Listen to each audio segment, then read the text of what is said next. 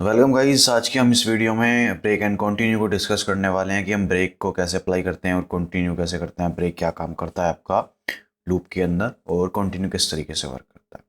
तो सबसे पहले मैं आपको बता देता हूँ कि जो ब्रेक है, तो जैसा आप क्या करता है ब्रेक, आपका किसी भी चीज़ को रोकने का काम करता है। तो ऐसे ही ब्रेक आपका सी लैंग्वेज के अंदर भी लूप को रोकने का काम करता है। अगर आपको लूप को किसी कंडीशंस में रोकना है तो आप ब्रेक का यूज़ करते हो। अब समझते हैं कंटिन्यू कैसे काम करता है। कंटिन्यू देखो, जैसे कि आप क्लास में बैठे हो और आप कोई टास्क कर रहे हो, आपको कोई प्रॉब्लम आई है, आप सर के पास गए, सर मेरे पास ये प्रॉब्लम है। सर ने कहा आप इस प्रॉब्लम को छोड़ दो, नेक्स्ट स्टेप पर आप चले जाओ, नेक्स्ट आप कंटिन्यू कर सकते हो। तो वही चीज़ आपका कंटिन्यू करता है। जैसे कि आपने लूप में किसी कंडीशन पे कंटिन्यू लगाया है, तो उस कंडीशन को, जब वो कंडीशन ट्रू होगी तो उसके बाद का जो लूप होगा उसको स्किप करके आपको लूप को दोबारा से चला देगा। तो ये काम करता है आपका कंटिन्यू।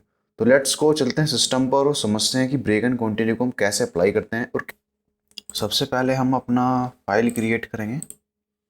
फाइल का नाम रख देते हैं सेव करके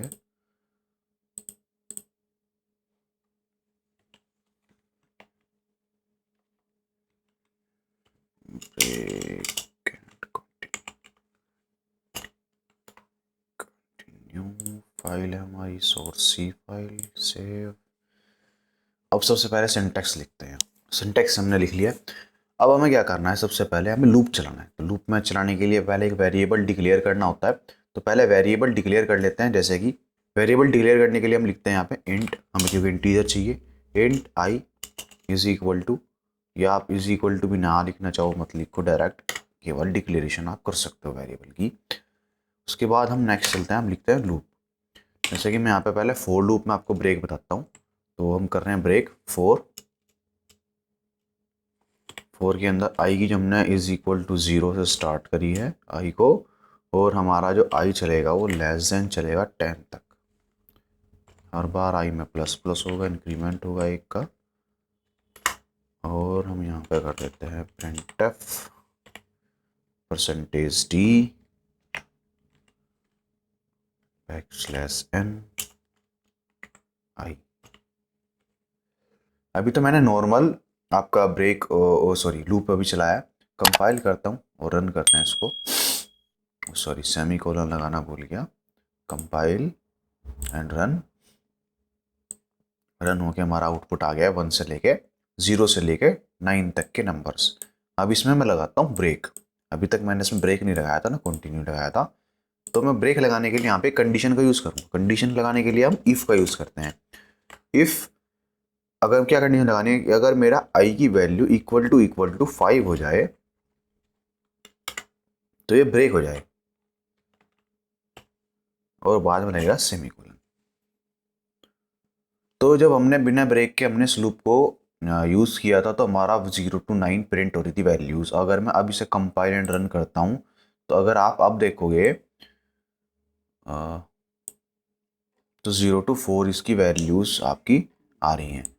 क्यों? क्योंकि अब देखो, जब 0 वैल्यू थी तो इफ़ कंडीशन ट्रू नहीं हुई है ना, 1 थी तब भी ट्रू नहीं हुई तो प्रिंट होगी।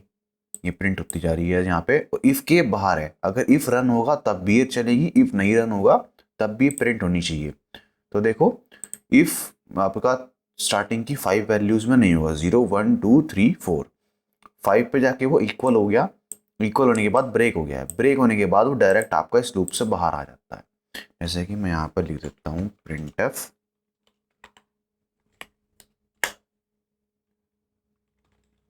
लास्ट लाइन, और लास्ट में सेमीकोलन। तो अब मैं से दोबारा रन करके दिखाता हूँ आपको। एग्जीक्यूट हुआ और देखो यहाँ पे इसने 4 के बाद डायरेक्ट आपका लास्ट लाइन इसने प्रिंट कर दिया। तो इसका मतलब ये वाली लाइन को स्किप कर दिया इसने, इसको यहाँ डायरेक्ट बाहर लिया है, जबकि लूप अभी और भी चलना था। यही आपका काम करता है ब्रेक। ब्रेक क्या करता है, जिस भी कंडीशन पे वो ट्रू हो गया लूप से आपको बाहर लेके आ जाएगा। तो आपको, आई होप आपको ब्रेक तो समझ में आ गया होगा कि हमारा ब्रेक किस तरीके से काम करता है। कंटिन्यू को देखते हैं। कंटिन्यू पे हम बस इसी जगह पे अगर हम कंटिन्यू लिख दें तो हमारा कंटिन्यू चल जाएगा।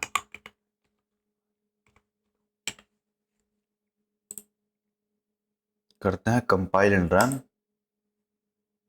अब देखते हैं आउटपुट। आउटपुट अगर आप देखोगे तो इसमें छोटा सा डिफरेंस है, 0 1 2 3 4 6 7 8 9 और लास्ट लाइन। तो इसका मतलब जब 5 हुआ आई की वैल्यू तो कंटिन्यू हुआ। कंटिन्यू का क्या काम करता है, कंटिन्यू आपको यहाँ से डायरेक्ट आपका आई के पास प्लस प्लस के पास ले आया उसको, मतलब कि लूप को दोबारा एग्जीक्यूट करा दिया। तो आई की वैल्यू प्रिंट होनी थी इसके बाद, अगर इफ कंडीशन चलने के बाद हमारी ये चलनी थी, लेकिन ये चलेगी नहीं।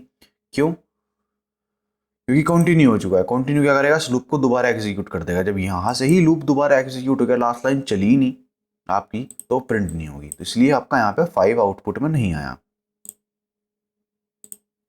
यहाँ पे जो 5 था वो आउटपुट में इसलिए नहीं आया क्योंकि आपका यहाँ पे 5 पे कंटिन्यू हो गया, कंटिन्यू ने लूप दोबारा चला दिया। तो यही आपका ब्रेक एंड कंटिन्यू है इतना सा।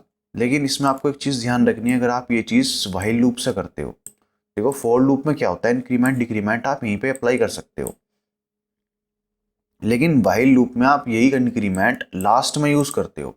अगर आपने कंटिन्यू का यूज किया है तो आपका वो इन्फिनिटी लूप बन जाता है। कैसे? अब यहाँ पे आप मान लो 5 था, चलो हमसे करके दिख रहे हैं और देखते हैं कि व्हाइल लूप में इन्फिनिटी कैसे बनता है और उससे कैसे बचा जाता है। तो सबसे पहले मैं इसको हटा देता हूँ और यहाँ पे लगाता हूँ व्हाइल लूप। व्हाइल लूप में हम यहाँ पे कंडीशन लगा देंगे कि आई जब तक हमारा लेस देन रहेगा 10 के, और यहाँ पे मैं असाइन कर देता हूँ वैल्यू 0, ब्रैकेट स्टार्ट करते हैं और यहाँ पे कर देते हैं printf %d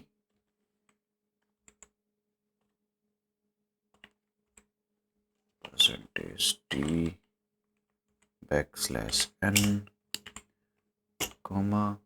आई सेमीकोलन। अब अगर मैं यहाँ पे आई प्लस प्लस करता हूँ और मैं इसको करता हूँ कंपाइल एंड रन, जैसे ही मैंने इसे कंपाइल एंड रन किया तो मेरा आउटपुट कुछ ये आया है, 0 से लेके 9 तक, और फिर ये लास्ट लाइन जो हमारी लिखी हुई थी लास्ट प्रोग्राम में वो हमारी आ चुकी है। अब मैं क्या कर रहा हूँ, मैंने यहाँ पे कंटिन्यू लगाना है या ब्रेक लगाना है। ब्रेक लगाओगे तो लूप ब्रेक हो जाएगा, उसमें कुछ पता नहीं चलता है कि आई प्लस प्लस इंक्रीमेंट का कुछ वो नहीं होगा। लेकिन अगर आप कंटिन्यू यूज कर रहे हो व्हाइल लूप में तो आपको एक चीज़ ध्यान देनी है कि जो हमारा कंडीशन हम लगाते हैं, इफ़ जैसे कि मैंने यहाँ पे लगा दिया, आपका जो आई है वो इक्वल टू जब 5 हो जाएगा और ये आपका हो जाएगा कंटिन्यू। ठीक है, देखो सेम कंडीशंस मैंने अभी आपको फॉर लूप में समझाई हैं, सेम वही कंडीशंस हैं, कोई डिफरेंस नहीं है उनमें, लेकिन बस यहाँ पे मैंने व्हाइल लूप का यूज़ किया है। अब इसमें देखो क्या होगा कि जो कंटिन्यू होगा ये आपका लूप को दोबारा चलाएगा, लेकिन इंक्रीमेंट के बिना, क्योंकि लूप यहाँ से दोबारा रिपीट होगा। तो जब आई की वैल्यू 5 थी तब इसने कंटिन्यू किया तो दोबारा से 5 ही होगी क्योंकि इंक्रीमेंट नहीं हुआ है। तो लूप आपका फिर से अंदर आएगा, इफ के पास जाएगा, फिर से इफ आपका ट्रू हो जाएगा क्योंकि 5 की 5 है वैल्यू चेंज नहीं हुई है, तो फिर कंटिन्यू हो जाएगा। तो इसलिए फिर वो इन्फिनिटी लूप बन जाएगा, आपका स्टॉप ही नहीं होगा प्रोग्राम पर, वैल्यू आपकी 4 तक ही प्रिंट होंगी। तो देखते हैं अगर रन करके, पहले कंपाइल फिर रन। अब देखो यहाँ पे 0 1 2 3 4 और उसके बाद अभी लूप चल रहा है, कंटिन्यू में है, क्योंकि यहाँ पे लास्ट में एक लाइन आती थी ना कि आपका प्रोग्राम इतने टाइम चला उस चीज़ के बारे में, तो वो अभी नहीं आई है। इस चीज़ को आपको रोकने के लिए ये जो इंक्रीमेंट होता है इसको आपको या तो इफ के अंदर भी आप लिख सकते हो या इफ कंडीशन से ऊपर आप लिख सकते हो। तो अगर आप इफ के अंदर लिखोगे तो भी कंटिन्यू से ऊपर होना चाहिए, जैसे कि यहाँ पे लिख दिया है मैंने। अब हम इसे करते हैं कंपाइल एंड रन। अब आप अगर देखोगे जो आउटपुट आया है वो मेरा सही आ गया है, 0 1 2 3 4 6 7 8 9 और लास्ट लाइन। देखो ये लाइन तब नहीं आ रही थी ना, तो ये काम करता है आपका कंटिन्यू। इसीलिए मैंने आपको बताया कि व्हाइल लूप में आपको इंक्रीमेंट ऊपर लिखना पड़ता है, नहीं तो इन्फिनिटी लूप आपका बन जाएगा। बस यही चीज़ आपको ध्यान देनी है हमेशा कंटिन्यू को और ब्रेक को यूज़ करते हुए। आज की वीडियो में इतना ही, ब्रेक एंड कंटिन्यू ही रखते हैं। नेक्स्ट वीडियो में मिलते हैं जो आपकी एरे की होगी। Thank you class for watching. अगर हमारी वीडियोज़ आपको अच्छी लग रही हैं, कंटेंट में नॉलेज है, तो आप हमारा वीडियो को लाइक कर सकते हो, चैनल को सब्सक्राइब कर सकते हो, जिससे हमें प्रोत्साहित मिलता है। Thank you so much class, मिलते हैं फिर नेक्स्ट वीडियो में।